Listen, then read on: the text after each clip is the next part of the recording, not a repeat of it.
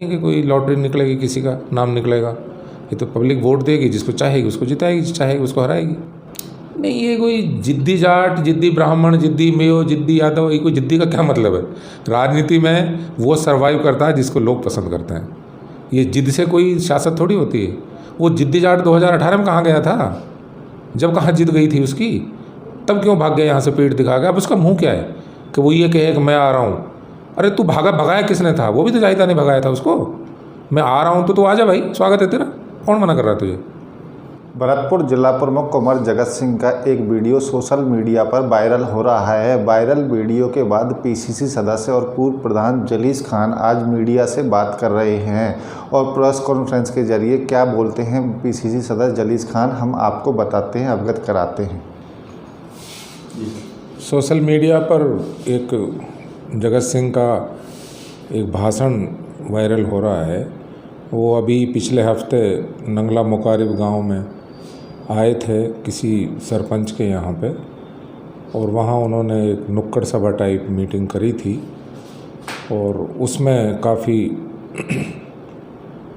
जो गुंडई वाली जो लैंग्वेज जिसको हम कह सकते हैं, कोई सभ्य आदमी, कोई सभ्य राजनीतिक व्यक्ति इस तरह नहीं बोलता है, लेकिन चूँकि उनकी फितरत है इस तरह की, वो इस तरह का भाषण देते रहे हैं और उनका पूरा पिछला रिकॉर्ड भी इस तरह का है कि उनकी आदत, वो लैंग्वेज जो है वो गुंडाई टाइप है और वो कोई ना सभ्य भाषा का इस्तेमाल करते हैं, ना उनका व्यवहार सभ्य होता है।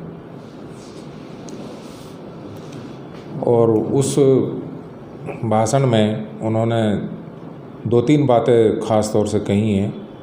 एक तो उन्होंने ये कहा है कि मैं आ गया हूँ, और उसमें मेरा भी नाम लिया है, मंत्री जी का भी नाम लिया है और मेरे फादर का भी नाम लिया है।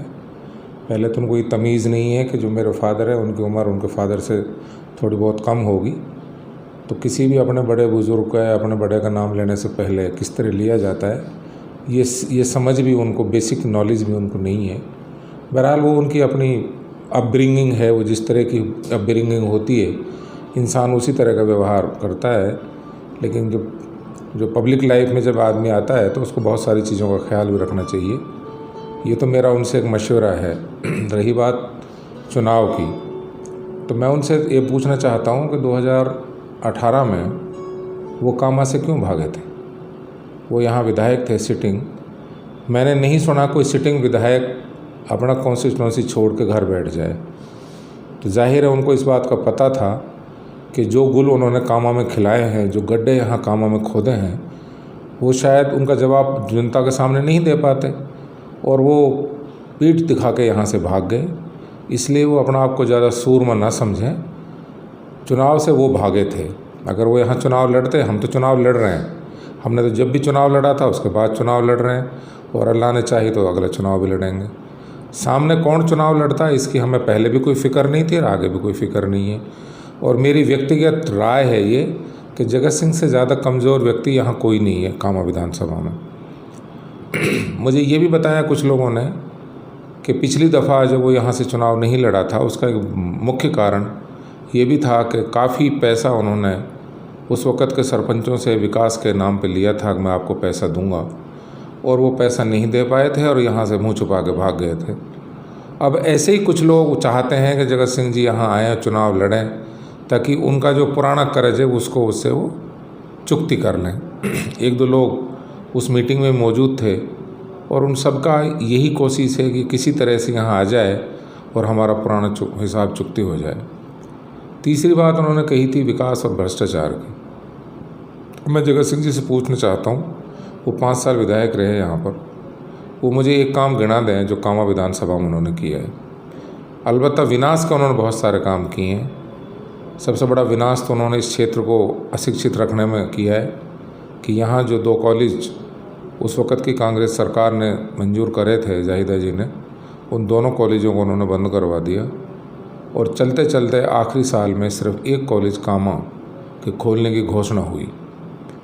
चंबल परियोजना जो इतनी बड़ी महती योजना है इस इलाके में, जहाँ कुछ गाँवों में तो लोग मूल पानी पीते हैं, वो परियोजना 2015 में 14-15 में आनी चाहिए थी, लोगों को पानी मिलना चाहिए था, लेकिन श्रीमान जी की वजह से वो चंबल परियोजना बंद हुई। पूरे 5 साल उसमें 20% भी काम नहीं हुआ और उसका नतीजा ये निकला कि पूरे क्षेत्र में पानी की हाहाकार रही और अब जाके चंबल का पानी कामां पहुंचा और पहाड़ी में पहुंचा है। तो दूसरा उन्होंने एक विशेष कृपा इस इलाके पे ये की 5 साल तक और लोगों को पानी के लिए तरसाया।